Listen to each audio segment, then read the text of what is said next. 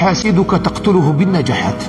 الحاسد تاعك اللي يحسد فيك اقتله بالنجاحات، زيد له نجاح بر نجاح نجاح حتى يعيا يولي يلهث وحده يعاود يولي. اصبر على كيد الحسود فإنك قاتله، فإن الحاسد يأكل بعضه إن لم يجد ما يأكله. إذا النار كي تأكل واش دير؟ إذا ما لقيت واش تأكل الحطب وكذا تأكل بعضها وتموت وحدها.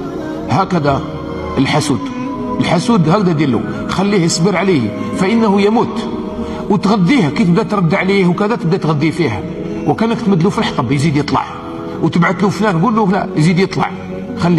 خليك ومشي في طريق الله تبارك وتعالى. وإياك إياك إياك أن تحسد إنسان على نعمة أعطاها الله عز وجل له. والله غير من أعظم الخسارة في حياتك وفي أخلاقك إنما هو الحسد.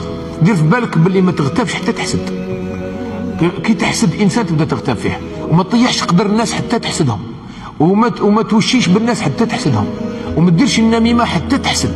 لأن النمام هو إنسان يحسد في علاقة جميلة بين اثنين، يشوف زوج ما شاء الله ولا جماعة ما شاء الله يدخل يفتتها ويفتكها. لماذا؟ لأنه يحسد هذاك المنظر.